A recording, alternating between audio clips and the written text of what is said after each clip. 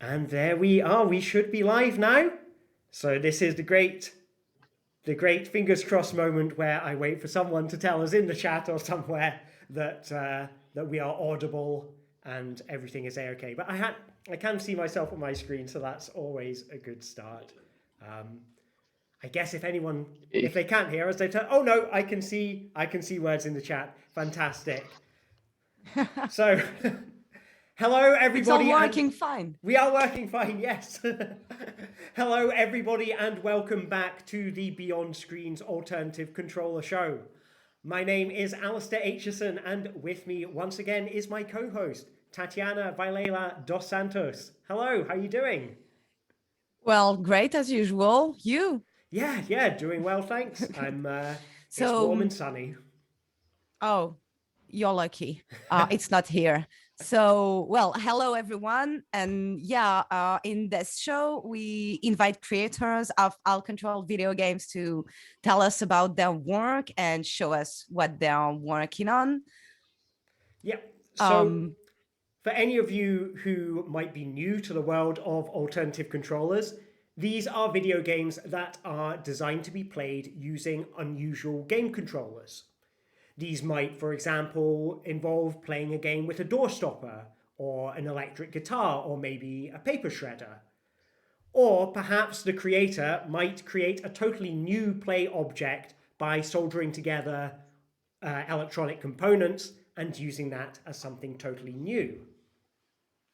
And today's our guest is Enric Llagostera. Enric is a game maker from Brazil, and he's working on a PhD at Concordia University in Canada. His work explores the potential of altcontrollers as a way to examine political themes. Among his portfolio is Cook Your Way. It's a game that uses a custom-made stove top as a controller, and it asks the player to prove their right to pass through immigration by cooking traditional Brazilian dishes. And before we welcome Enric to the stream, let's see the game in action. And I have the trailer queued up right here. Wonderful. Which, almost queued up right here. It's a bit off position. I had this all worked out great in rehearsals, didn't it? So here is the trailer for Cook Your Way.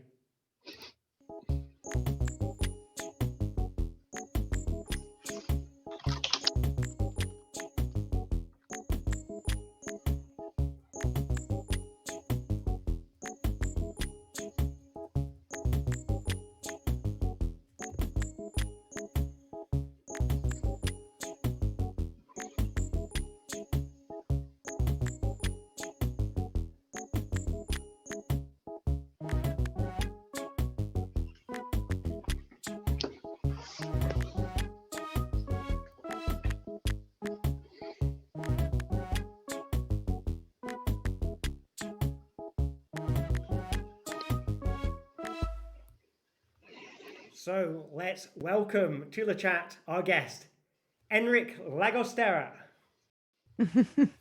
Hey! Hello! How are you doing? Hi, Enric.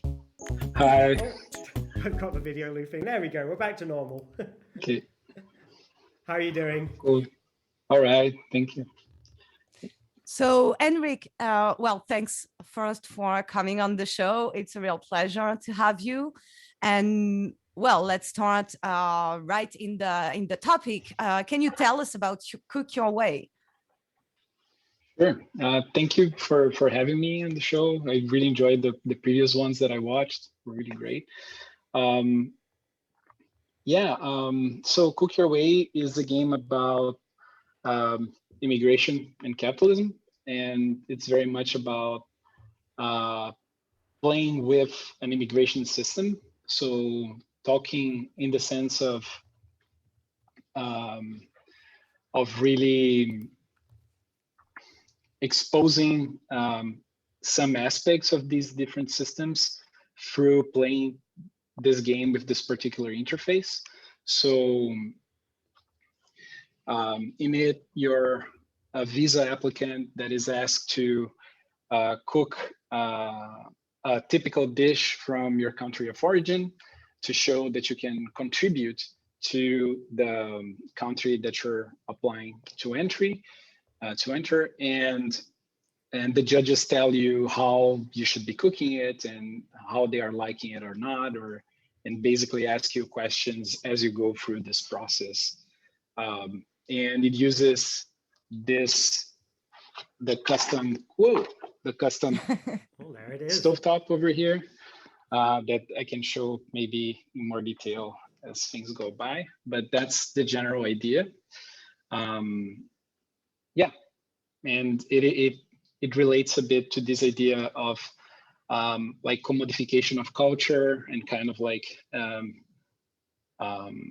the way that some discourses on immigration really reduce things to like productivity or to how you can like commodify your culture or different aspects of your culture or kind of like essentialize it in a way. But well, yeah, that's roughly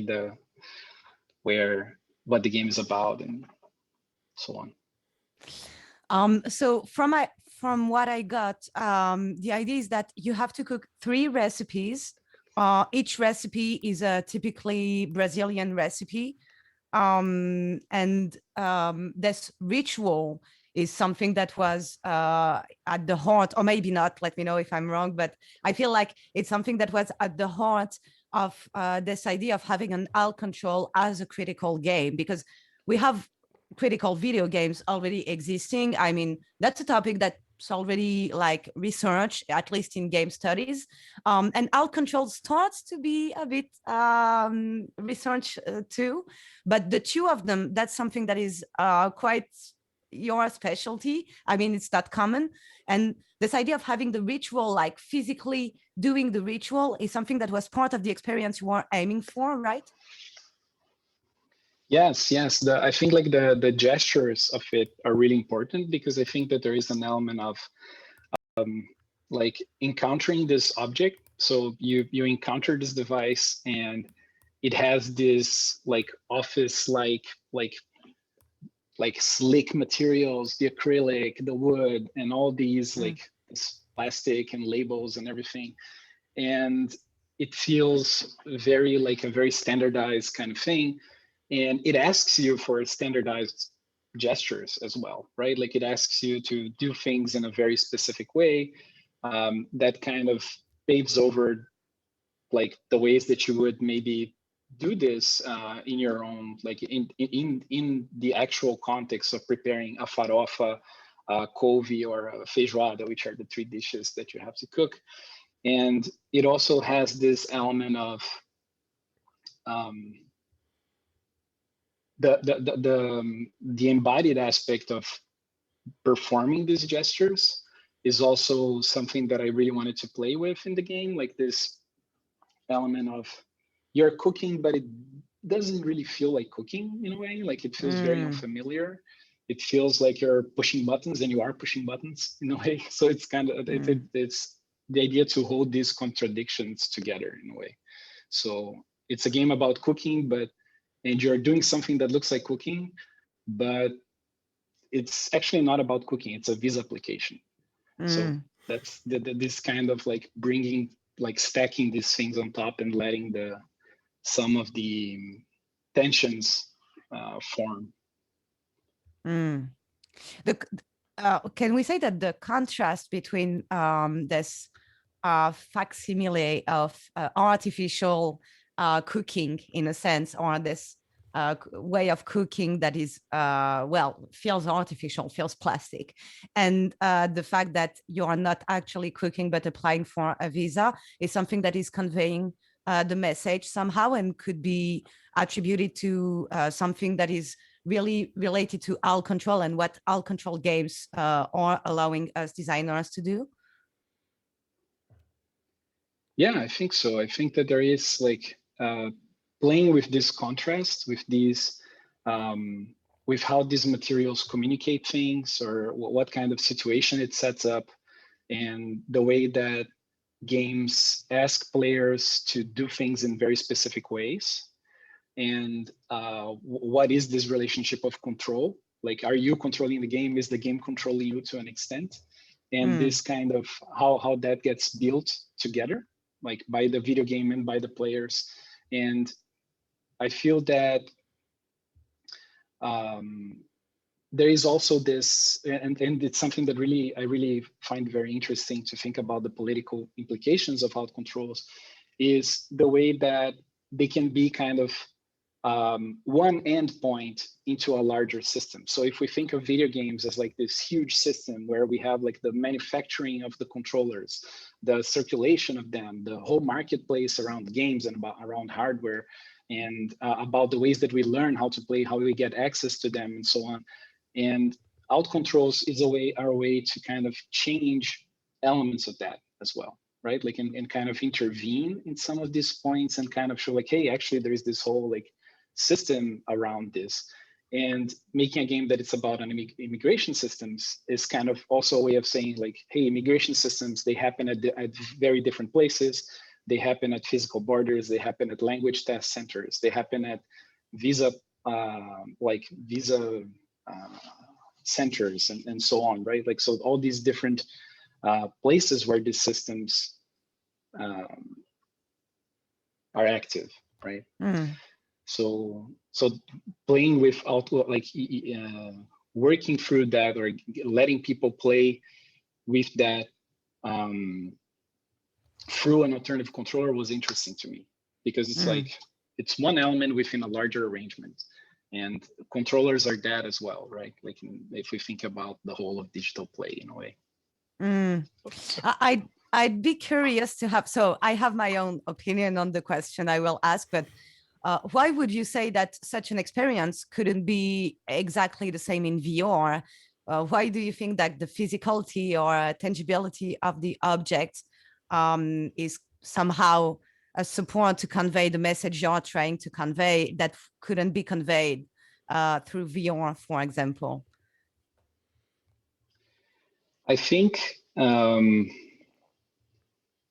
there's an element of what we bring when we are playing with tangible things. I think like the way that we are making sense of that experience is different, right? Like, then, for instance, like a VR game, like or a VR environment, because I feel that VR has this idea of privileging like this sense of immersion as like encompassing the senses. So you can't, in a way, like it's restricted the way that you can sense the environment around you, while at the same time sensing the environment of the game in a way. Like these are not so much like the links between them are not that explicit in a way. And when you're playing with this, like with this tangible controller, with this kind of device, it kind of creates a context around it, but at the same time, it's not like completely or like trying to block out this other this context, this environment around it. But there is and there is another element which I think is like, when you encounter like a VR headset or a VR controller set of equipment, right? It's an equipment that brings with it a certain repertoire, like a certain set of expectations on what you would be using, and this kind of like, oh, it's like this high-tech thing, and you look at it and you're like, at least I think that there is like a lot of discourse on how this is super innovative and how it's the future and so on, like this very futuristic kind of discourse around it. And it brings a certain set, like not one specific one, like each person might bring a different interpretation of that, but it does bring, like it triggers some kind of interpretation. And I think that creating the tangible controller in the case of Cook Your Way, part of the idea was saying, okay, so I want this to look like. We seem to have lost. We lost Enric briefly. Oh, it's the first time it happens.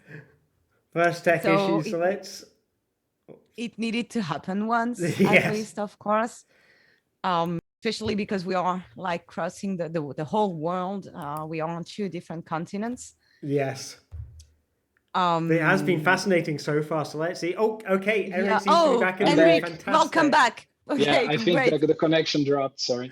Yeah, the problem, it was Um, really just a few seconds. We were talking VR and how tangibility can somehow convey messages in a different way. Yeah, and I think I was talking a bit about the materials like in of the controller, and I think that when you encounter it, like you bring a different the way that you interpret it or the way that you make sense of it will be different than encountering like this set of devices that in theory like could be used for like a variety of games and so on. Like it has this like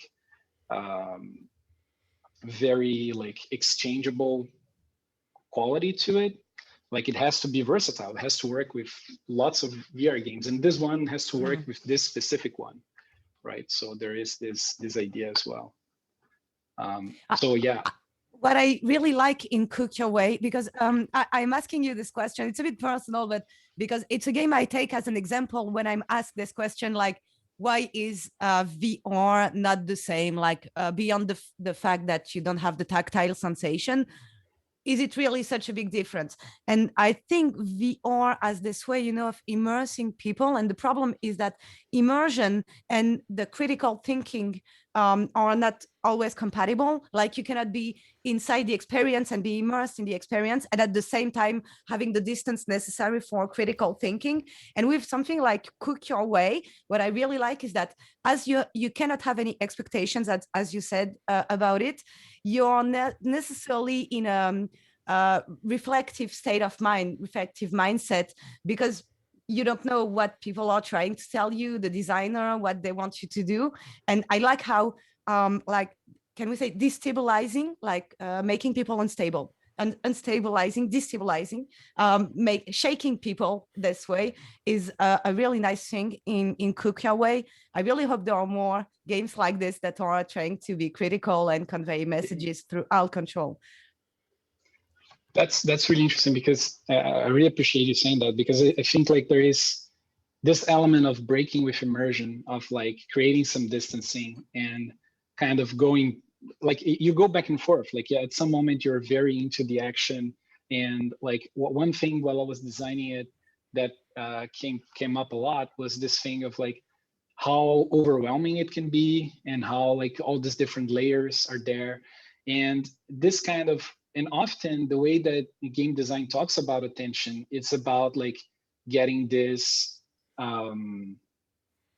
the idea that you have to modulate this attention in order to generate maximum engagement in this kind of like very like a very specific kind of discourse, or you do this in a way that it's super consistent and that creates this very cohesive experience and so on. And sometimes this stands in the way a bit of provoking these breaks, of taking this, like I saw in the chat, and yeah, like it's very much like a Brechtian idea, like and also from Boal in the Theater of the Oppressed, this idea of breaking away from action, breaking away from the conventions of that specific medium, to take a moment to think about what it is going through, and actually like also recognizing that as you play, you're also thinking through this, right? Like these are, it's more about like creating contrast and moments for that, that center that a bit more in a way. So that's one reason why Cook Your Way has those intermission moments where like you finish preparing a dish. There is like the interview moment where like where the webcam and the interviewing system says like, oh, like answer this question, like you're done cooking, so now you can answer this, you can chat with us, and the chat is actually asking about you, like your work history or something like that. But using this changes in pace, it's also about like breaking away a bit with this like action centric kind of model of immersion, of like being fully into the action. No, like there is a moment for you to consider how the system is looking at you, right? And how it is judging you, how it is looking, how it is evaluating you, because it is an evaluating machine, right? Like this, and a lot of these, that there is this question of like a lot of controllers, how much they're evaluating the players as well, right? Like how they're like narrowing yeah, so. Yeah, that's fascinating. We will move on a bit to, well, you know the show, so a bit to about your. We'll talk about your past now, and yeah, Alistair and I, as usual, we've looked through your portfolio, and pretty much everything I found with your name on it online. Your portfolio Oh is no. fascinating. Oh no. And yeah, there is no trap. Nothing you don't already know. Like, so basically what I got is that so you were already like some years ago into, so first your background is in, your very first background is in IT, which is interesting, but you quickly moved on to social and communication studies from what I got back from when you were in Brazil. Mm-hmm. Okay, so I got that correctly. And what's interesting is that even back then, even before doing video game, you were already interested in topics that were politically engaged. So I saw you made like a short film that got awarded like well well a winning multi awards over time. It's called O Argentino. I'm The trying to Argentinian, yeah. And it was already like kind of about topics that you're still exploring now. Is it something that already like moved you, something that you were always interested in? Yeah. Oh, this is really cool that you brought that project up. I really like it. the Argentinian is a short film about a man who is like who makes fake documents for folks. So like passports and IDs and so on. And it's about like, and it's about his own history of moving away from Uruguay. He's not Argentinian, he's from Uruguay, but Brazilians have like sometimes this confusion about like people who speak with a porteño accent. They're like, oh, okay, like, so it's probably Argentinian. But at the same time, like he left Uruguay because of the dictatorship, right? Like, and because of the repression to anyone who dissented or who fought or struggled against the military dictatorship in Uruguay. And he can't come back, so he doesn't feel like he can come back or that he can talk to people from that he left there. And it is a way, it is I am very interested in political themes and discussing politics. Like I feel like I was always involved in like student movement and different forms of organizing and so on since undergrad and before that as well. And so yeah, so I think like it's a part of my way of existing. So it kind of shows up in the way that I work, in the way that I play. And so yeah, that's and I think that the theme of immigration shows up a lot because it is connected with like family history of when my grandparents came to Brazil, and also to about like when I went out of Brazil to study for the first time and then back again, this time to Canada and so on. So it was in Copenhagen, yeah. the first time, and Canada, right? Yeah. So these themes show up again and again. Yeah, that's a good transition because in Copenhagen, your dissertation for your Master of Science Game Studies, basically, well, just to put it simply, it's kind of a game studies degree. And it was already about criticality in game design practice. So yeah, you have a really consistent profile from the get-go. And you were a teaching assistant there, so you were involved in the academic field more than your average student. It looks like it, at least. Like in in Copenhagen, there was like when I applied to go there, I really wanted to. So this question of criticality is a concept that shows up a lot in Brazilian theorists' work and pedagogue Paulo Freire, and his works from the Pedagogy of the Oppressed, which is about like a liberation-centered way of thinking through and acting in education that connects a lot of this idea of like practice and theory and action is always very engaged and based on dialogue and so on. And when I applied, I was like, yeah, I really want to work with this, connecting this with video games. There was Gonzalo Frasca's Video Games of the Oppressed thesis at the time that I was also interested in, and I really liked some ideas that were there. And I wanted to kind of think about like the process of game designing, how that involved criticality, and what kind of vision of criticality it involves, right? Like, is it like a view that is connected to critical thinking, or is it about changing the status quo? Is it about like resisting capitalism? How is these? What kind of criticality are we talking about, right? Like, it's almost like the games for change question, right? Change to what and from what, right? Like, it's a big question of like, what is it that you want to change? How can like, yeah, there is lots of questions there. And yeah, and TAing, like I was always super interested in education. And I got into games through like a student group that was studying games during undergrad. So I always believed a lot in like students like exploring their topics of interest and organizing to find their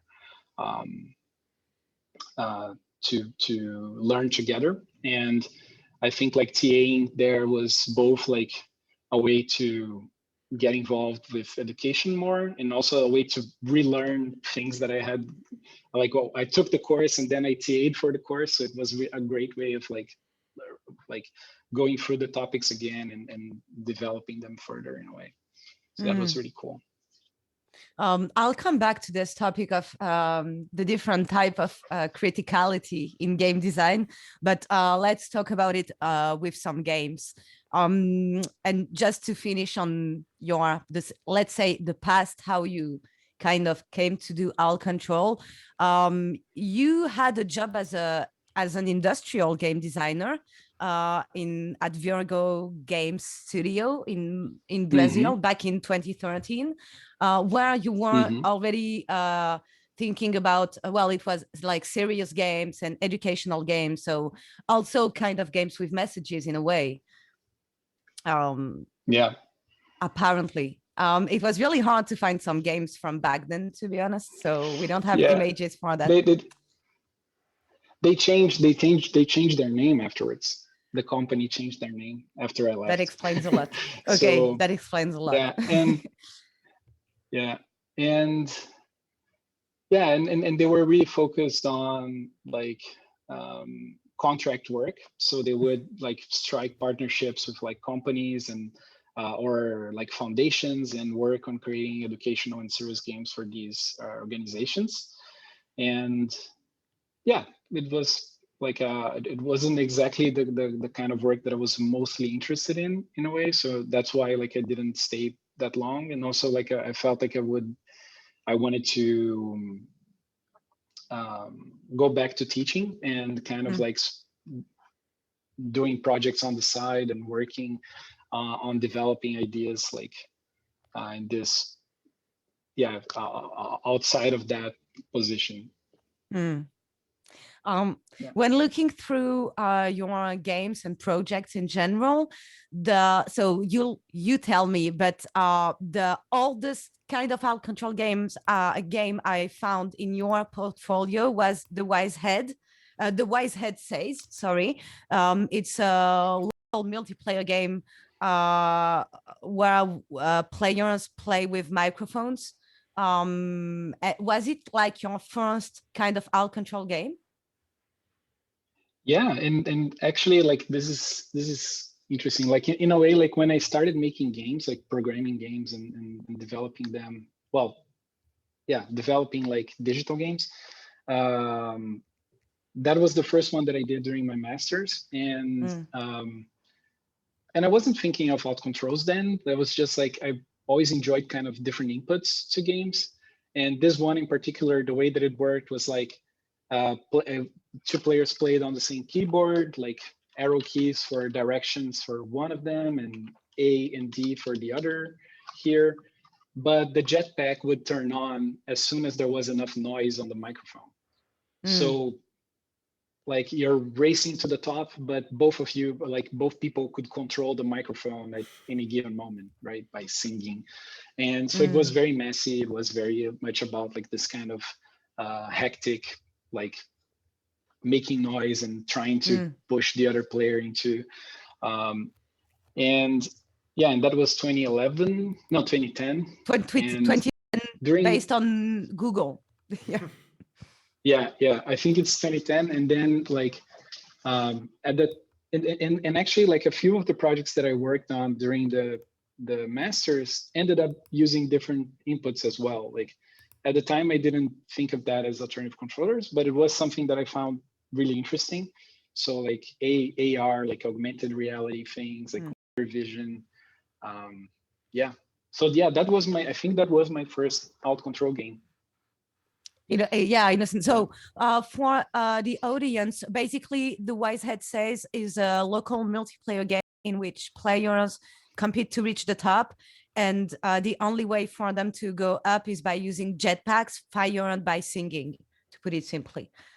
And then the next year, you did another experimental game, a Duel in Limbo, which is also a multiplayer game with asymmetrical controls.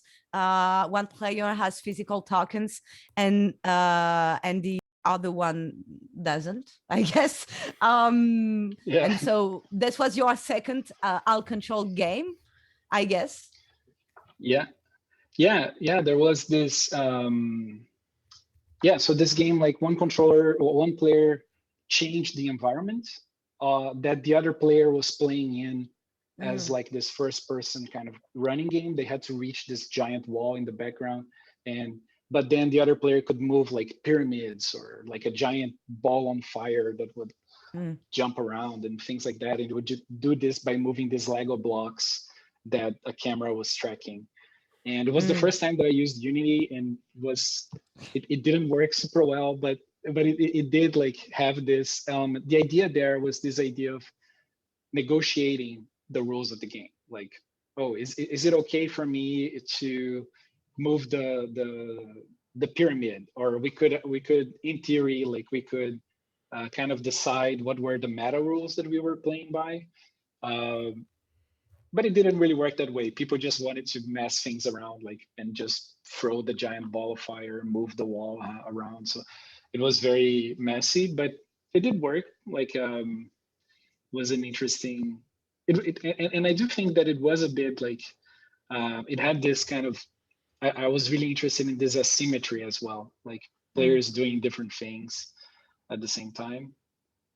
Yeah, there are two interesting things here for me. The first one is I feel like a lot of us started alt control with experiences that are more, if I can use the Kaiwa spectrum, more Padia than Ludus, like more physical, fun game, having fun, like doing stuff with our bodies and not like intellectual, to put it simply, let's say not intellectual, like very reflexive and riddles and puzzles, and more like outdoor, almost sportive kind of games. Somehow I'm trying to explain Kaiwa in one sentence. I shouldn't have started this conversation.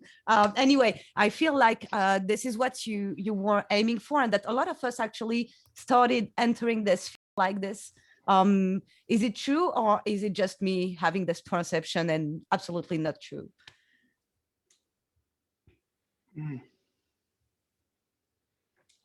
Well, maybe it's I'm just not sure. Like, I think that no, but I'm like, I think that at the time, like the key, the framing that I was looking at these games was very much from like this idea of the local multiplayer, right? Like the kind of dynamics that would show up from there. But at the same time, there is also something I think to me that was related to both like learning the different, like, I don't know, I think I was kind of always fascinated by like sensing and the ways that the computer can, that we can influence the computer somehow, or like that the computer can notice us in different ways. And so learning about these things was interesting. And I think that led me a bit to explore like this kind of more like full body movements or things like that, or even like, let's say like more, well, I don't know, like I think at the time I was more focused on this kind of this particular kind of physicality. But I do think that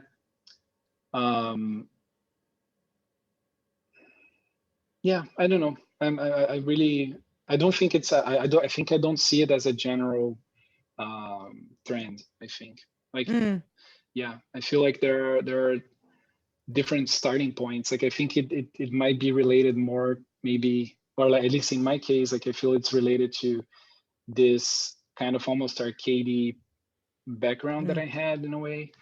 And yeah, but I do feel that maybe folks like coming from different like play traditions or different play communities would have a different yeah. That's because my impression.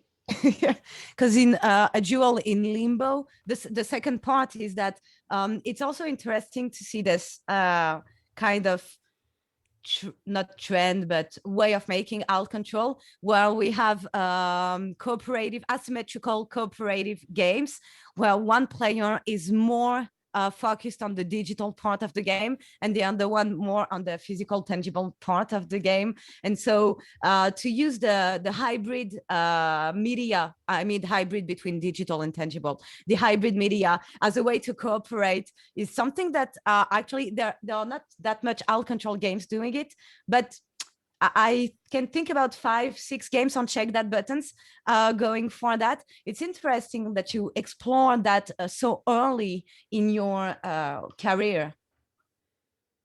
I don't know if that's something that drove you at this point, or if you even thought about this way, but that's something that struck me when seeing a duel in Limbo, for sure.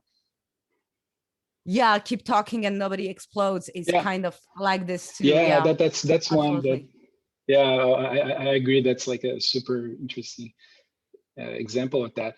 I think like at the time, I really like this idea of being one player focused on the physical and one player focused on this digital world, and kind of having these two. And that's kind of why they are in this limbo, like this idea of the limbo in the game was a way of kind of saying like they're both in the same space, like they're interacting, but they're interacting in this strange non-space of being like one in the digital and one on the physical. And this like very like separated thing, which is not really separated, right? Like a part of the whole part of the game is that they're not separate. But yeah, I think like it, one thing that I think is really important for, or that is something that I've been thinking about more, is the question of the time of game design practice. And I think that there is one thing that I find that I notice a lot, like in many alt control projects, is how short some of them are. And like maybe like stemming from game jams, and some of my first games were like game jams, or maybe like a course assignment, or like exploring an idea in like 3 months maybe. And sometimes like I feel that it can be difficult like to create maybe like more games that center reflection more in a very, very short period of time. I think like there is something for a slower kind of engagement, because I think that maybe in slower engagements there would be there could be more time for conversations, for taking some things, like letting some things ferment.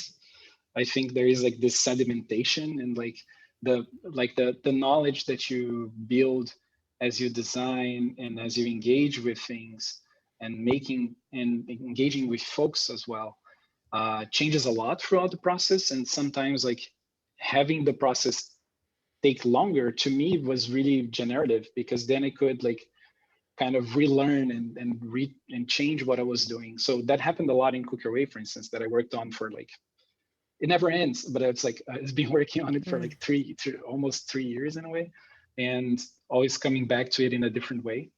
And I think that this longer duration kind of changes how we engage with them. I think you Yeah. raised a really interesting point there, and I mean, it's something, you know, in my own work I made a game with a paper shredder called The Book Ritual, which is meant to be slow and contemplative, and that is kind of designed to take place over like a 1 hour to 2 hour long stretch. But like I had to come up, you know, upon the reality that most people are not going to have 1 to 2 hours in a space where this game is, and with the isolation that allows them to sort of, you know, get into that. And I guess I wonder, like, is there an argument that, you know, is what's going on here is that a lot of alt control games tend to be kind of quite short in duration because they're mostly going to be shown in places where people only have a short amount of time to spend with it. I mean, what do you think? I think that's a key question. That's one I really think that like a part of the PhD research that I'm doing is this asking of like what is alternative about alternative controllers, and maybe part of that is asking also like how we circulate them, or how are they circulated, right? And there is this strong emphasis in events, right? Like in short-lived events, so things that last for like maybe a week at most, or maybe 2 days or 1 day, and so on. And many of these are structured in this very like almost like the idea of the arcade is very strong. So the idea that you have several different machines that you can go and engage with them separately, and almost like or that it's almost like a window shopping of the different games, and all these like shorter durations. And it's not to say that shorter duration games cannot be super meaningful or reflective. I think they totally can. But it does kind of like suggest specific ways, or like there is already kind of like, in a sense, there are different like repertoires of ways of making shorter games in a way that people kind of connect to that in different ways.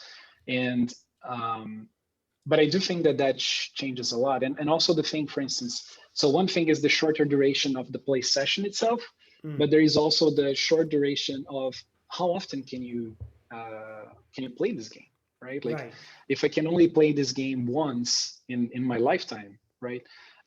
Maybe the existence of this game or the significance of this game to me might be very interesting afterwards. Like the memory of it might be a more like have a bigger weight than my experience of that specific moment, and kind of like the way that I tell this story about like, hey, once I played a game that 3 dots, right? And this kind of how that builds, and I think that that's also something that that can be explored very differently, or that can be engaged with in ways that can be like both like more varied, but also more confrontational of what the status quo of digital games are, right? Like, because there is also the model of how digital games circulate, like being this product that you can just download and so on, right? And kind of how is that like an alternative model to that? Or so it's not like it's not so much something that is intrinsic to alt control, but more to how it's spread, how it's spread, sold in a way, or experienceable, and how it's made.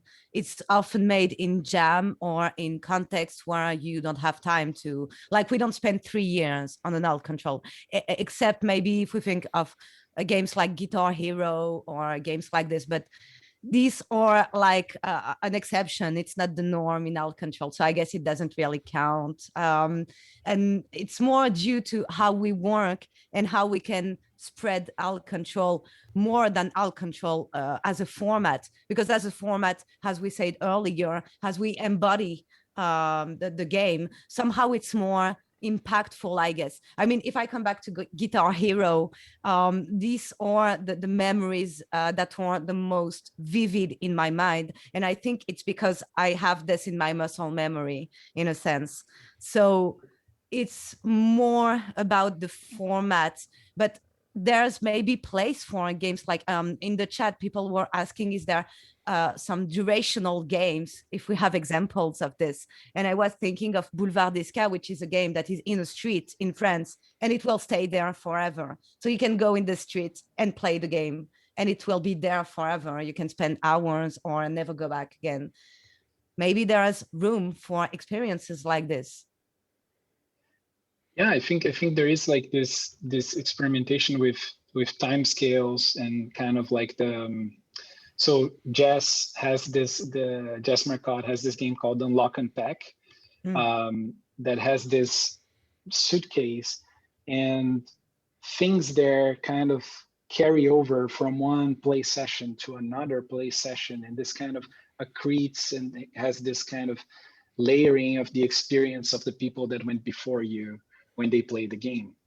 And I think that that's a really fascinating way also of thinking of durations, right? And kind of thinking of how do these layer, right? Like how the existence of this game kind of has this life cycle, right? And so like, in a way, like, I guess as if the time so things like let's. Oh, sorry.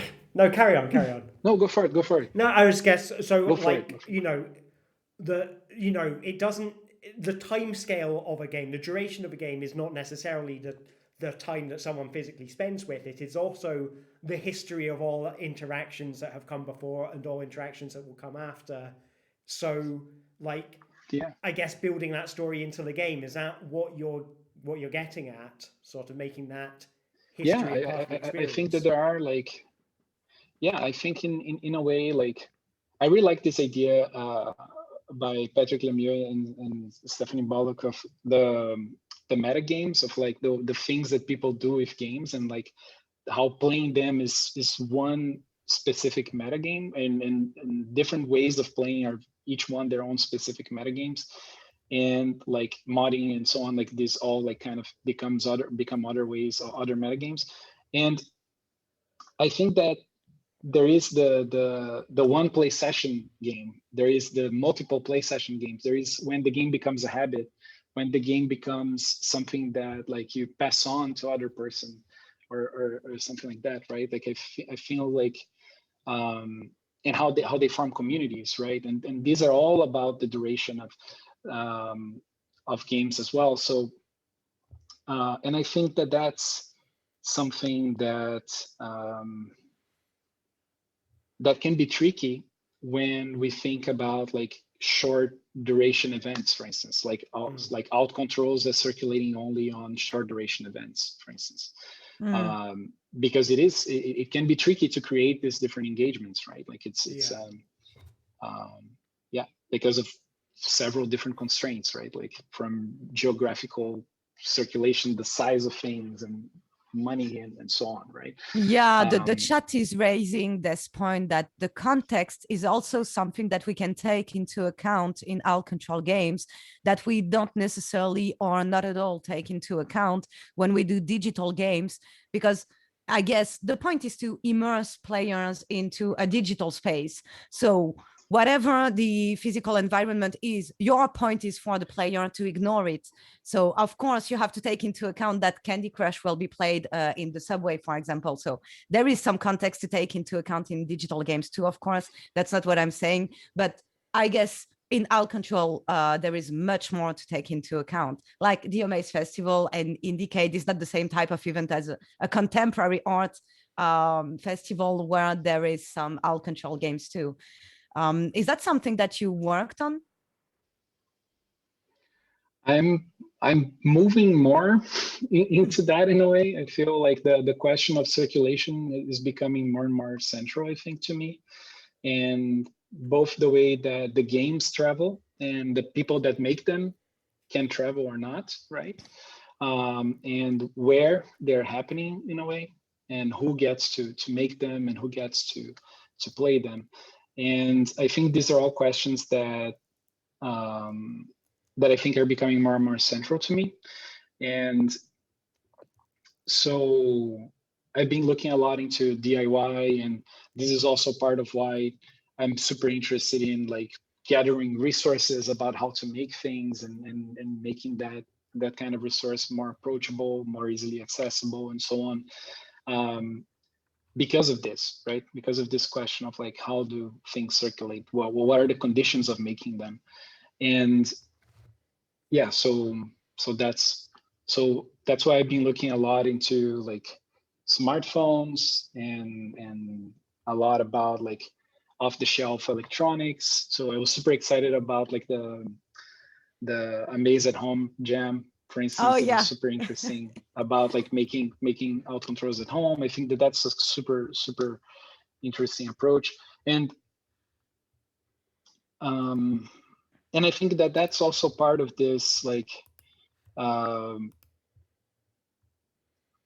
there's different ways that alt control games can circulate and get made, right? Like they can change from like if they exist at home or if they exist within a community, like, or if they exist for like in specific moments in time, or if like I really think that's an interesting venue for things to happen. I think it also connects to the very central question of like hardware and what is gaming hardware, right? Like, well, what are video game hardware, and what is involved in them in terms of their production, in terms of their design, how inaccessible they can be, and how they are inaccessible, how like all the materials that go into them, the labor practices that go into them, and all these like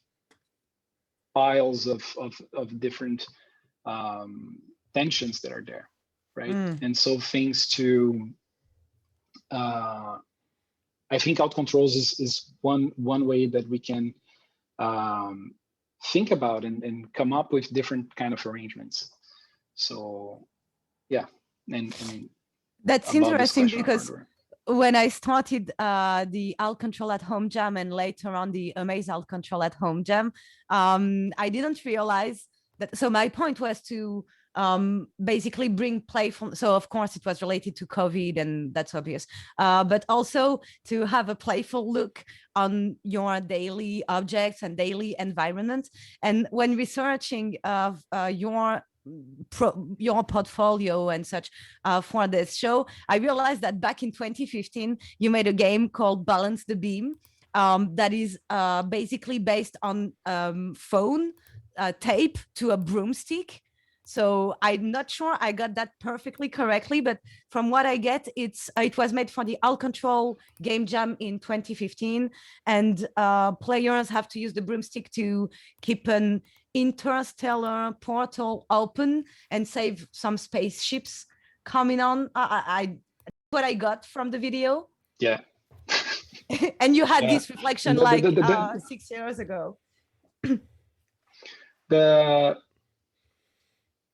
Yeah, that's an interesting thing. Like I'm not sure like how the reflection was back then precisely. I don't remember, being very frank, but I do remember the thing, like for a long time making alt controls for me was always making alt controls at home. Like this is where I built them, right? Like there is this element of like this is the materials that I thought of engaging with, right? And this one, for instance, it's like I was like, yeah, like I have this broomstick lying around. I have my phone that is getting kind of old, so maybe it's okay if I strap it to the broomstick and play with it. Like hopefully I can protect it well and so on. And one thing that I always considered a lot is like my knowledge of electronics and using them to build things I have learned a lot in the last few years. So using the smartphone was a way of playing to what I knew. So I knew how to make like apps using different tools kind of, and the phone has so many sensors, and the sensors are usually used to tracking us to gather metadata and sell us ads, but we can also use these to maybe playful ways. And particularly one thing that interests me a lot in smartphones is like, in Brazil, it's way more common to folks to have smartphones than personal computers, right? So they are like the most accessible computing device that we have, like, right, like in terms of the number of devices and people having access to them. And so in a way, like this was a way of creating this kind of dance-like balancing play using the broomstick, which is also very open-ended. So basically, like you keep the portal open by aligning the two dials and like the two wormhole portals or something like that. And then when they are aligned, the ships can go through, and you're keeping the ship, like you're keeping the portals open so more people can go through. And yeah, you do this by just moving the in different axes, and they slowly drift. So you have to keep constantly compensating for that. And music plays, and it's not quick. It was not meant to be like a game about like just like quick reflexes or something like that. But so it just like slowly drifts, and you can use the broomstick to do that. But then people would start performing with it, right? Like, so in the video, my friend Rubens is just like dancing, like really like spinning and doing like all these moves and stuff. And I'm like, yeah, like he probably didn't need it to do that. Like the level wasn't that speedy in any way. Like he was just enjoying like the possibility that it opened, right? Yeah. Yeah, and that's a way that go for it. Okay, that comes me. So that's a good segue to that segues smoothly to Gambiabo. But just before that, that reminds me of what you said earlier about how with in altctrl there is this tendency to go for more open rules in the game, kind of like in outdoor and street games, like where you negotiate the rules. All in some board games too, you do this, like people are not playing Uno the way it should be played, and such. Everyone knows about this. So that's fun to see this happening in your work. But I think what's even more interesting is that actually accessibility is something that is at the heart of your work.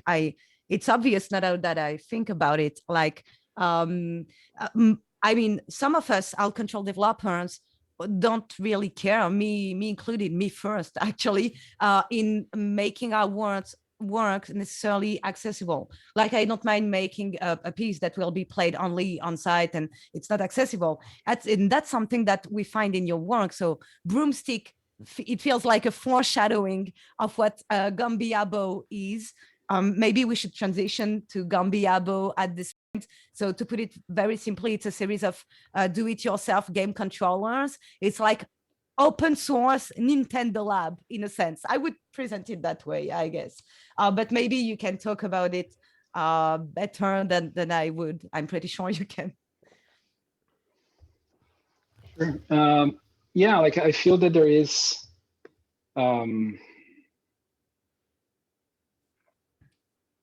yeah, I feel that I really like the idea of not having to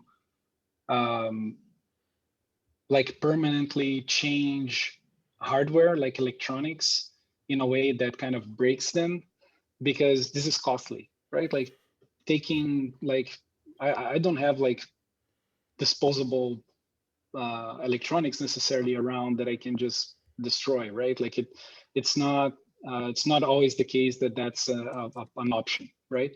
So I think that like the idea of finding non-destructive ways is interesting, right? Like in making sure that things can be like that, maybe you can reuse, maybe you can like find ways of extending the life of objects. So seeing, it's almost like like objects as being an installed base, right? Like if like all the keyboards that are around, are an installed base of this system that all these different amazing things that we can create by extending these, right? Like by changing the way that these can be interacted with, and without necessarily destroying them or permanently changing them, right? Like in a way that can be maybe like, I can take this and change in some other way in the future without like sticking to only one way of changing it. And also, I really like the idea that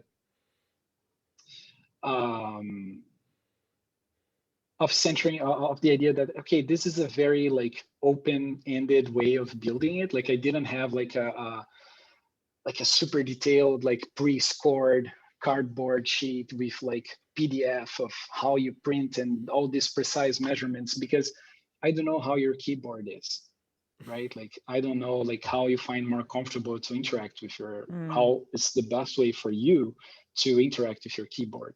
And this is one way of doing it in a way that changes it into a spinning wheel. And this is the way that I built it. But these are, it's almost like kind of like focusing on what are the ways of like designing around like a key press in this particular kind of keyboard. So like with this particular mechanism. And if folks take this as a starting point to creating their own things, this is really exciting, right? This is what I'm what I find interesting about that.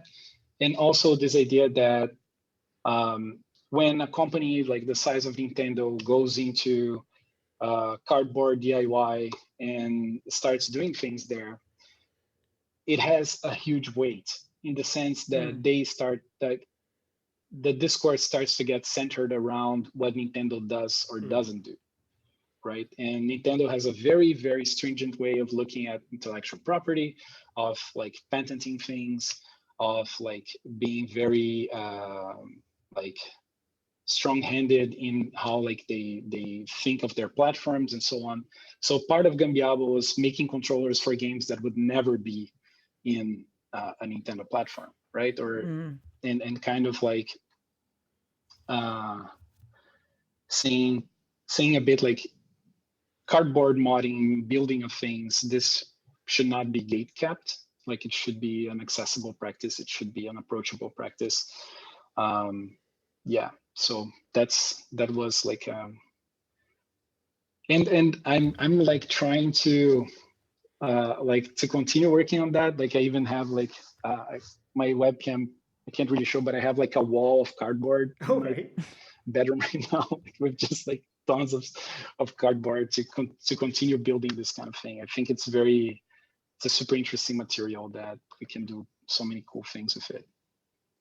I mean, is there sort of, I mean, part of what this project is doing is, you know, when you've got something like Nintendo Labo, which, yes, it's made out of cardboard, yes, it's do it yourself at home, but it's also clean and the lines are pre-cut for you and they're straight and no gaffer tape required, no sellotape required, you know, and, you know, and it's sort of, it takes the DIY aesthetic, the DIY attitude, and cleans it up, cleans up the rough edges. You will always end up with the perfect product. And I guess, I mean, part of what I see in, you know, in the Gambiabo stuff is this embracing of messiness, of, you know, it's not about being cluttered. It's about just doing it. And I think, you know, that's something that to me speaks very strongly. I mean, is that something that speaks strongly to you as well?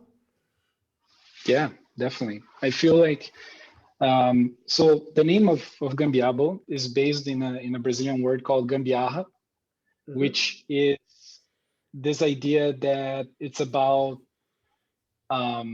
like design or a creation that is about like adapting to circumstances and finding ways of designing with what you have and creating with what you have and mediating things, which I think is really important, like mediating things with the materials at hand and in a way that it can be very provisional, it can be very like spontaneous, but it is also something that makes things possible, right? Like makes things so now they can happen, creates conditions, right? And I think that that's really important.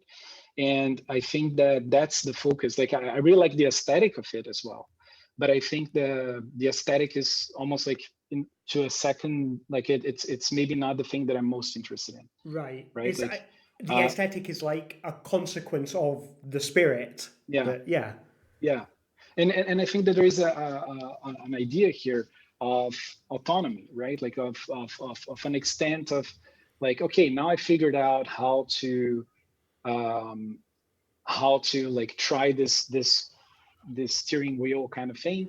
Okay, maybe I want to try something different, right? Like maybe I want to take this element and do something else. And I think the way that we frame these processes are really important. Like if I'm I think like bringing forward the fact that to me it's also very improvisational, like that this is also a way of opening it, right? Like it's a way of not black boxing the design of this, right? So I designed this without using like a laser cutter to prototype it in a way, right? Because and it's not to say that it's not a valid way of prototyping things. It's super useful, it's super interesting, but it is also about like, okay, so how would I deal with this problem in a different set of constraints, right?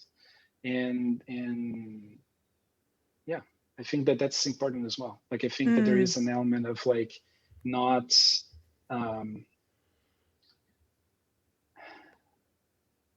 yeah, I think that there is like I find it interesting to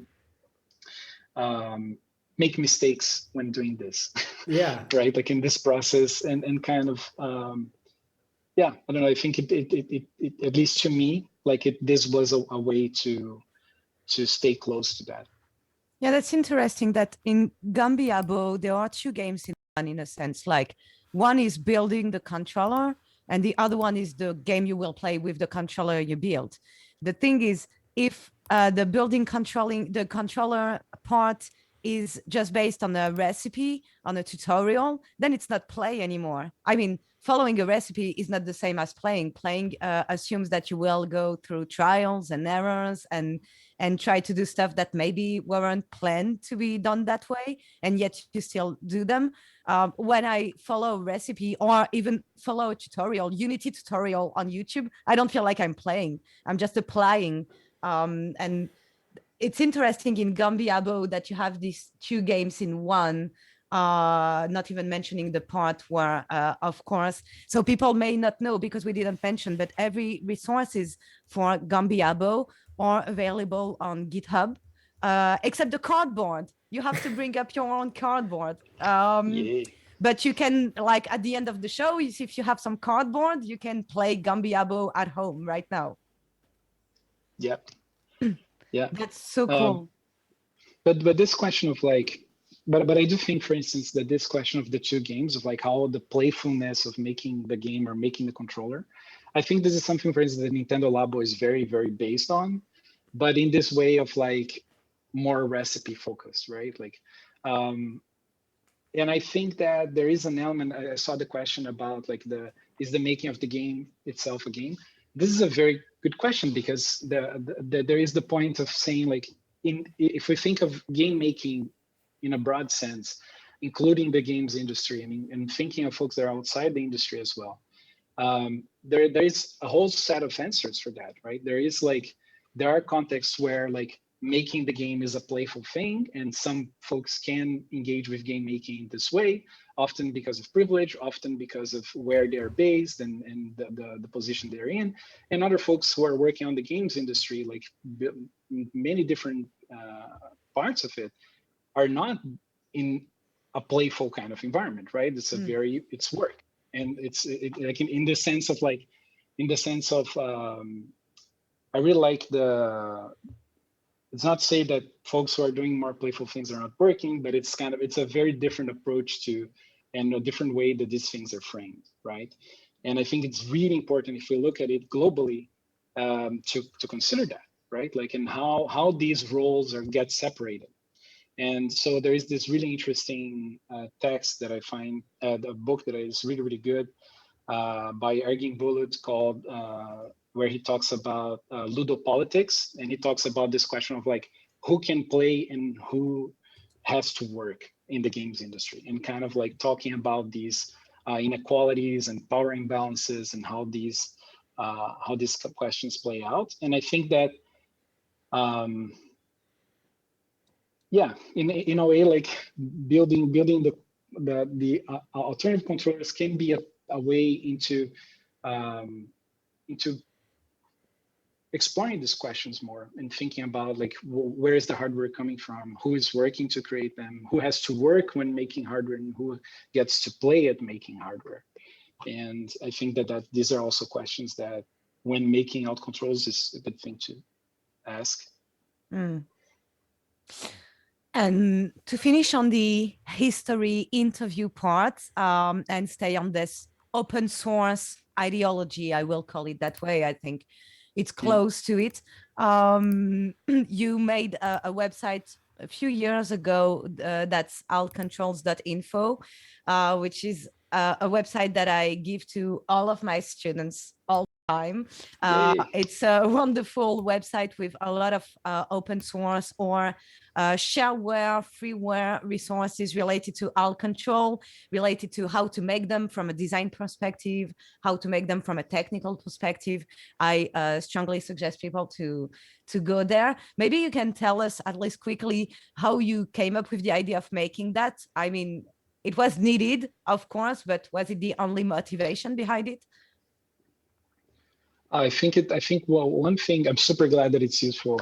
Really glad that you're using it. And you also contributed things there. That's really great. Yeah. And thanks a lot for that. And but one thing that I really find like documentation and archives are really important. And so I really appreciate like Shake That Button as an archive of alt control games, and the way that it helps to preserve this history, and also to create like a common or like an approachable like set of references that we can talk about, that we can think about, that we can like base so many different things off of that.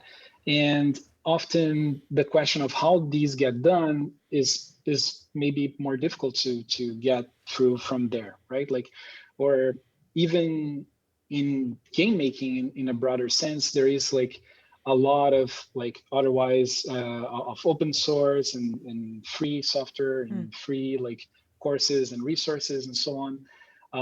But there is also this tendency of closing things into marketplaces, so like asset stores and so on. And I felt like that it was an interesting thing to try to create like a list of resources that would be mostly open and mostly free if possible, in order to make to help folks have access to this. And also, like, I think this is also based on this kind of lists that you can find on GitHub of like awesome something. So awesome Godot, for instance, or awesome Unity or something like that. And it's usually like a list of links for different things about that specific topic. And I thought like, oh, let's try making one of these. And also like I was using these websites on a daily basis, right? Like I was always checking them and so on. And I felt like, yeah, it would be really cool, like for folks, this is something that could benefit more folks. So yeah. And it does. Yay. So the transition is a bit abrupt, but I think you have things to show us, Alistair. Yes, that's right. Yeah. So Enric has brought with him something to show us. But before we move on to that, it is time for us to introduce our regular audience interaction segment. So at the end of the show, and Enric, I was looking worried briefly. I hope you're not too worried. We're going to be asking you, Enric, at the end of the show to come up with a concept for a new game or controller using objects suggested by the viewers. Yes, there's the terrified face I was expecting. So I am about to switch on the bot. And now that I have, when you in the chat type in a word or phrase beginning with an exclamation mark, that will get added to the pool of objects that we'll be asking Enric to come up with a controller made out of at the end of the show. Don't worry, it's just a concept. You don't have to actually physically build it in 5 minutes. So type in, yes, type in whatever you like. It could be !potato, for example. Tatiana's just added a kettle to the pool. Thank you very much. And at the end of the show, the bot will pick 5 random objects for us to work from. So let's have these suggestions roll in. And thank you everyone who is suggesting right now. Let's keep them coming. Birimbau. Birimbau. No, I was just saying Birimbau is a cool one. I like it. Yeah, I want this one too to be. Well, we'll have to cross our fingers.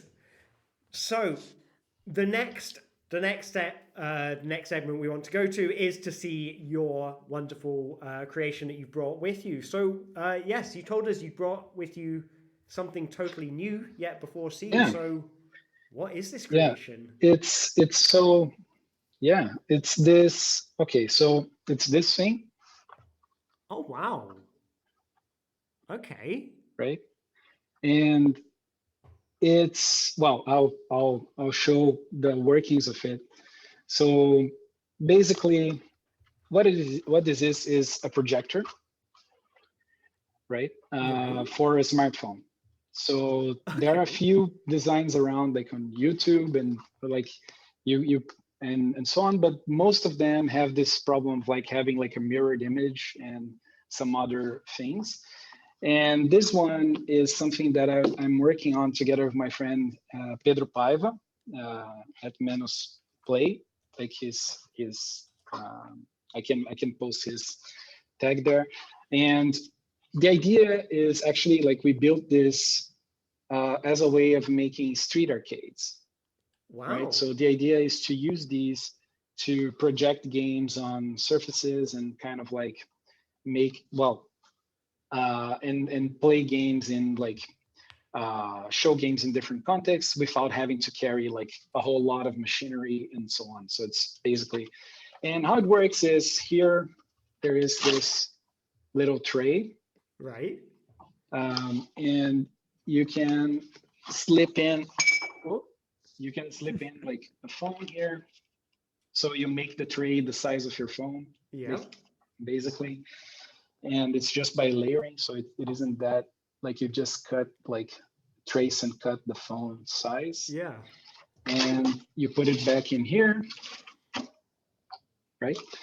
And when it's on, it will project the image through the overhead mirror, right, and through this like reading glass lens here. Wow.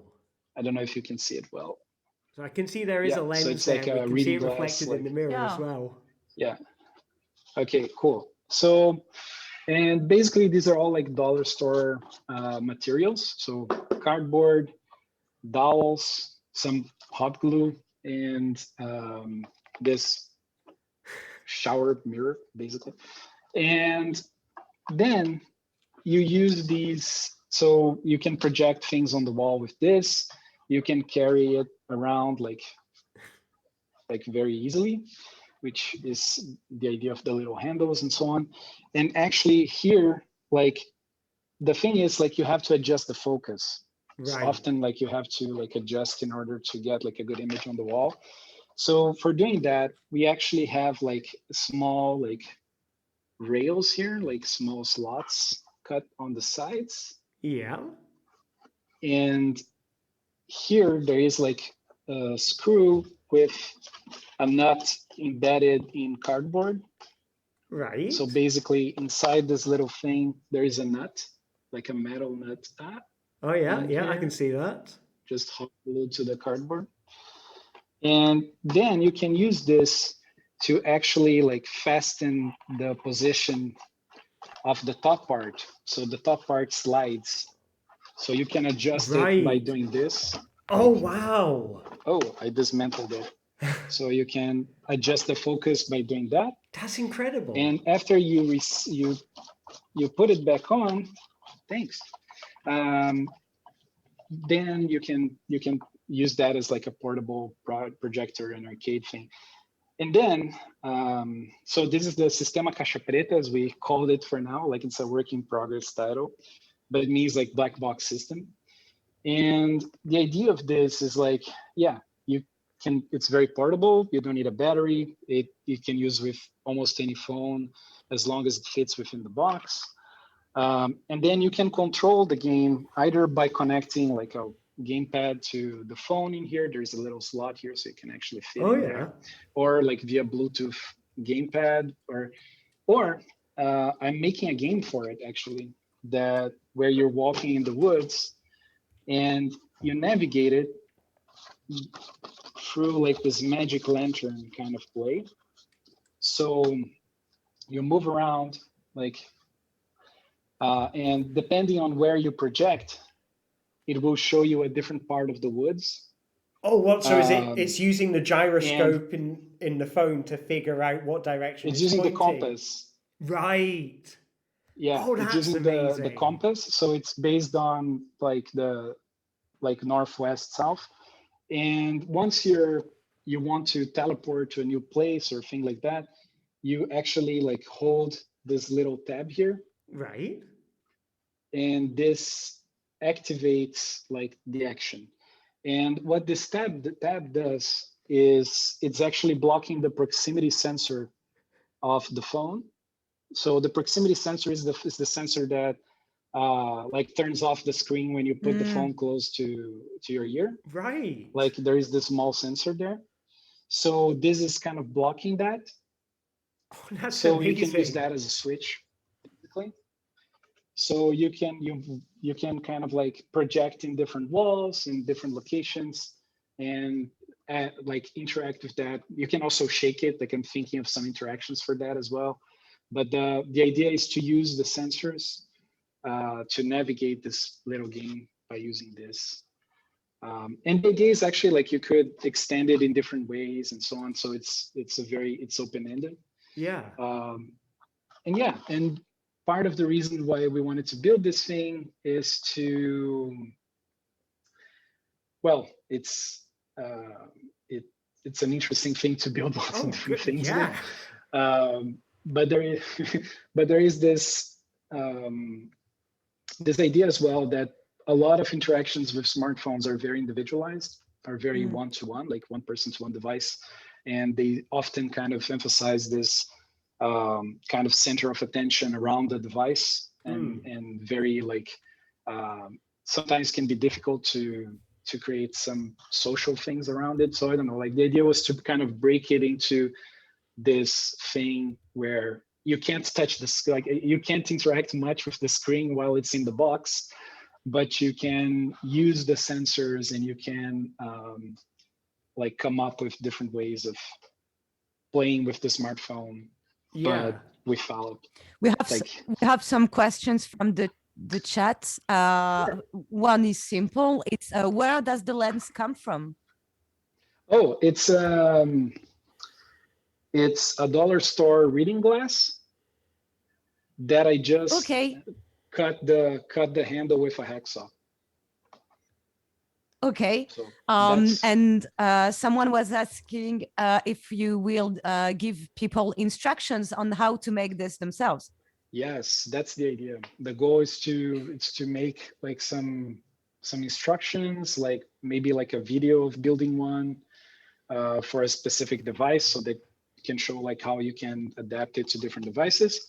But yeah, the idea is to make it like make like a DIY set of how to build it and how to modify it, because lots of these things you don't need to do this same way. Like, so yeah. I mean, the thing that's incredible. Yeah, the thing that you like, the idea of putting the phone in there and then sort of taking the way that you interface with the device, and that now the phone is no longer something that you look at and then no longer interact with the rest of the world. The phone is now something that you use to project a new world on top of the existing one. And I think that's such a fascinating idea, but I also think it kind of speaks to something that you were speaking about with Cook Your Way, which is the alternative controller as a way of rethinking how we bridge from from player to device, from user to device, where, with Cook Your Way, it's, you've given them this interactive stove to work with where, where it is not interacting in the way that a keyboard or a mouse or a controller would. So they have to think about that interaction. Here, it's almost like you're asking a very similar question, but like from the other direction, which is like, why can't a phone make you look outwards? I think that's fascinating. Oh, cool. Yeah, it reminds me of like boom boxes from the 80s and 70s, where the music was shared instead of in headphones and personal. And what you're doing basically is a video alt-control boom box in the social sense of the boom box. I love this idea of reclaiming the streets and the social spaces. It's awesome. Cool. Oh, I'm really glad. I love boom boxes as well. I think that there is this, and actually, like, one of the things that I want to make for change this one is find a way of like putting one of those speakers like hanging from it so that I can make more noise as well. and some of them actually work as like battery banks, which is really useful. But yeah, because it uses like full brightness, so it can use the battery pretty quickly. And the image is not super great. It's like it loses lots of contrast, lots of saturation, but I think it is a constraint that we can design in interesting ways, and we can create cool things based on that. And I like the idea of like, I don't know, painting this in different ways and like modifying it and like finding ways for it to be expressive and meaningful to how each person is going to be using this. So, and I think that there is like, and I'm not like, I didn't come up with like projectors, like DIY projectors made of cardboard by myself. Like there are lots of projects around, like there's lots on YouTube as well. So this in a way is like, it's saying like, hey, like building on this and like adding a little bit and making sure that it continues to be open. Yeah, this is something that I find is a cool, so it's a way of keeping that going. And yeah, and trying to find like a few ways of fixing. So the overhead thing, I'm really happy with it. It works pretty well. It's a nice little thing. Yeah, the novelty is not so much about making a projector for a phone, but the social experience that comes from it. And I mean, it's fascinating. When do you think you will be able to put the instructions to make it online? Oof, I don't know. I'm like, no, PhD writing and so on, but it's kind of like, but I hope to, because we've been, we started working on this last year, me and Pedro, and we really wanted to get it going before an event that Peteca, an organization in Brazil, was making, called Brazil Game Show, which was the idea of making like this like self-organized, like grassroots like event about games in Porto Alegre. It's going to be, but then with the pandemic, that changed, and it kind of like, in a way, like we just are waiting like for a moment for that. Yes, so I don't know, like hopefully sometime this year. Like it's not now, it's done, so it's more about making this documentation. So hopefully soonish, before Christmas. Yeah, probably. I hope so. Yeah, well, I know what I'll be making all my friends and family for their Christmas this year. Well, so do we have enough words? I think we do have. We have had an absolute cavalcade of words. I have to count them up afterwards. But thank you, everyone who's typed into chat. We've had a lot of interesting stuff coming in. So I guess if Enric, are you ready? Are you ready? I think so. All right. Well, when I press the button, we will reveal the 5 objects that the bot has selected for you to work with, and you will have about 5 minutes to come up with an idea for a new controller. You're allowed to bounce ideas off of us and chat to that, and basically however you feel is right for you. But okay, without let me get a piece of whiteboard here. Right. Okay, well, without further ado, I shall reveal the 5 selected objects from chat are paper, Mr. Llagostera, which I assume refers to yourself, but could refer to another Mr. Llagostera, a friend, a relation perhaps. A human chain, a kettle, and a candle. So that's... Do all of these need to be involved? The birimbau is not in the selection. I mean, I'm we so could sad add for it that. just for fun. If you're... No, but it's already a lot. It's already too much, yeah. Yeah. So that's okay, so let me see if I get it right. Yep. Mr. Llagostera, so probably my dad. Kettle, human chain, and Paper, was there another one? Kettle and a candle.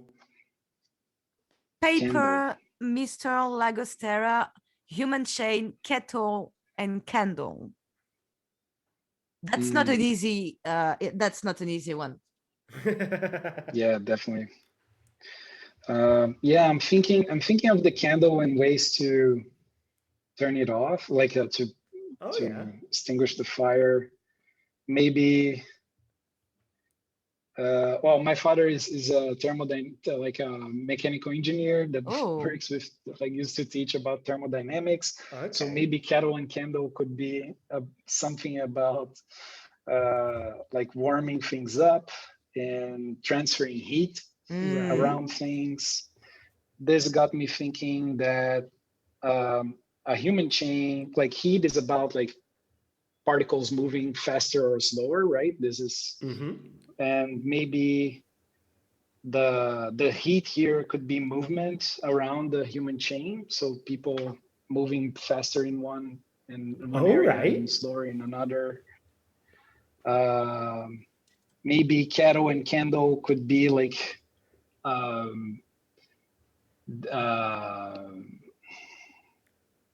could be the 2 different speeds of the game, maybe, or the 2 different states that. So the candle is a softer one, and the kettle could be like a faster kind of way of symbolizing it. I'm not thinking of the object so much. I'm thinking of what the object is doing, right? Yeah.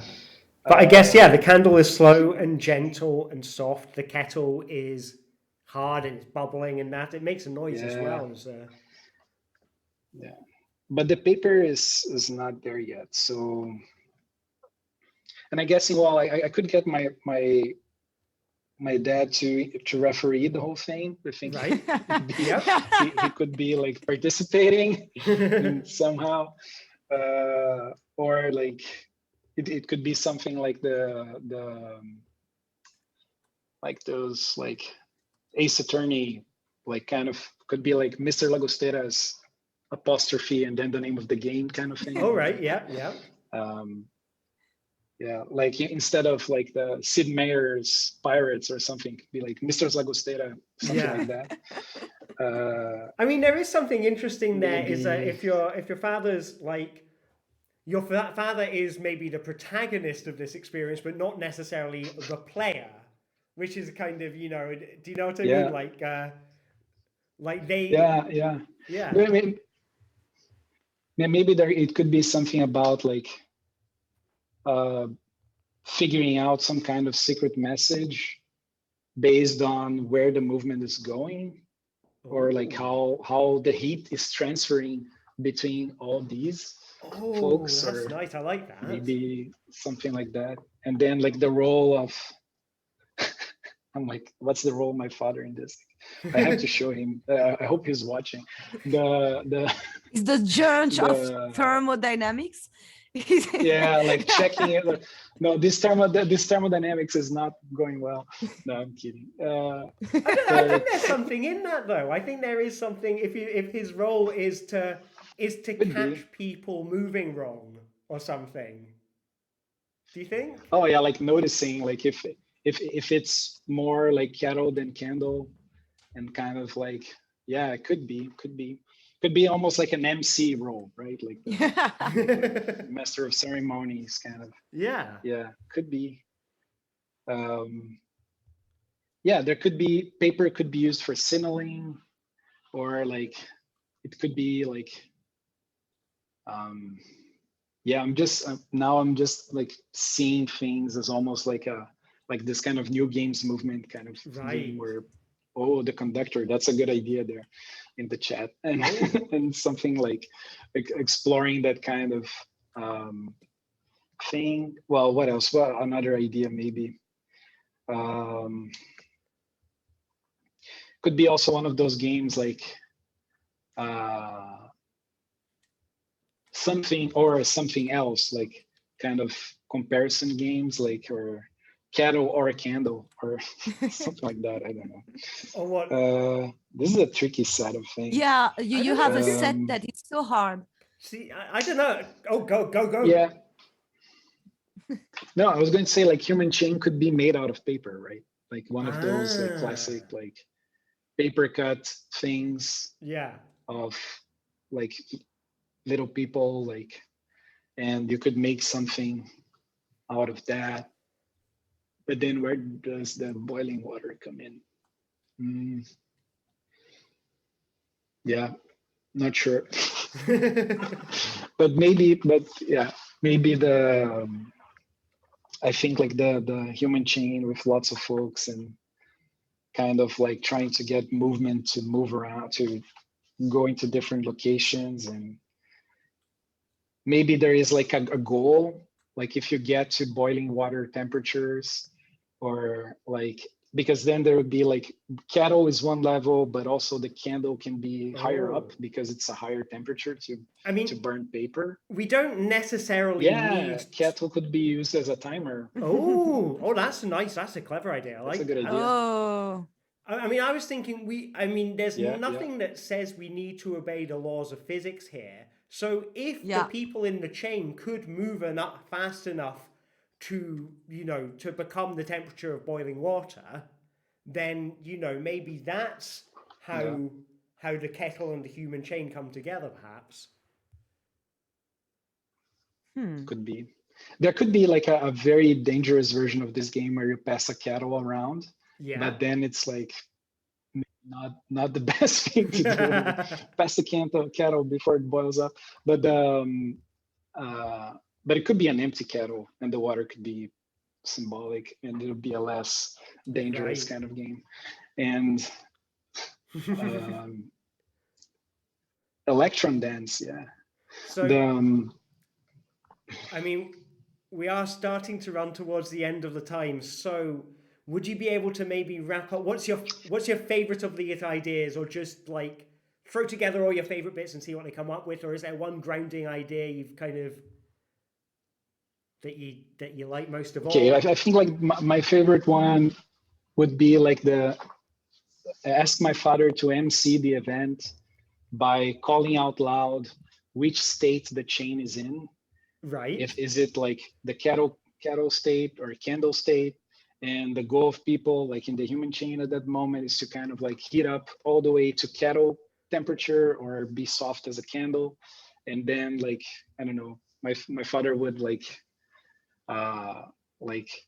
MC the whole thing and like tell folks how they did, like how amazing they were as a kettle. Or that sounds beautiful. I mean, it's got a lovely warm kind of like new games movement kind of feel to it. Yeah. That sort of, there's no clear win or lose. It's really about moving like a kettle. I love it. Yeah. I like that. I like the idea of, and there's also the time. Maybe with more time, like maybe we could come up with some way of. I really like the idea of the time that takes for water to boil, like the kettle as a timer idea. I like that. Like so often it becomes the way to break a bit. Like, oh, I'm gonna make some tea. The time of the kettle. I kind of like that. So.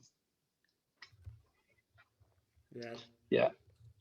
That's wonderful. That's such an awesome pitch for a really hard set of objects, I think. Yes. But perhaps it might be, just polish it up a wee bit and maybe it'll be at next year's Indiecade festival. So, watch this space. But yes, we are reaching the point where we are about time to head off. But this has been it's been a fantastic night with you, and really thank you very much for coming along. Is there anything that you would like to add before we head off? Anything that you'd like to say, or maybe anything really? Well, out of the top of my head, the first thing that comes is fora Bolsonaro, and hope that we can get that genocidal president out of Brazil as soon as possible. But that's always the first thing that comes to mind. But second thing is, yeah, like I'd love for folks to experiment with the ways they engage with games and experiment with like the different hardware that they have available, or maybe start creating some DIY things. It would be really amazing. And actually, like if anyone who's watching would be interested in contributing resources to the resource list, that would be really amazing, because it would be really cool to get more folks to know about different resources. I think it would be really great. So if anyone has any ideas, you can go to altcontrols.info, and there are many different ways there to contribute. And that would be really cool.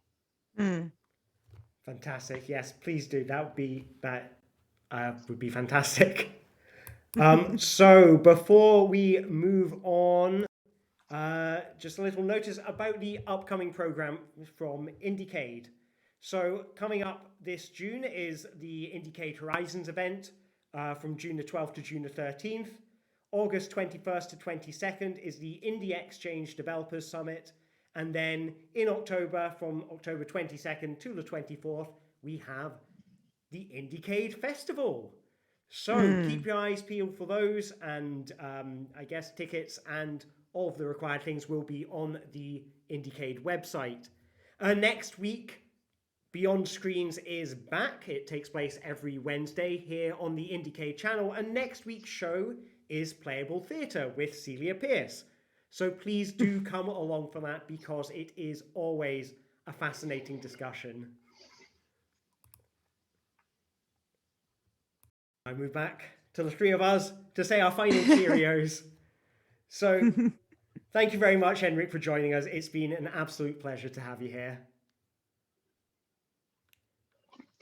Thank you so much for the opportunity. I think it was really, really great. I hope that folks enjoyed it. I enjoyed it. So thank you very much. Fantastic. So did we. That was awesome to have you here. Thanks so much, Enric. Thanks again to the audience as usual. And I think we can wrap this up. All right. Cheerio, everyone. Have a good day or a good night wherever you are. Bye-bye. Bye. Bye-bye. Bye, everyone.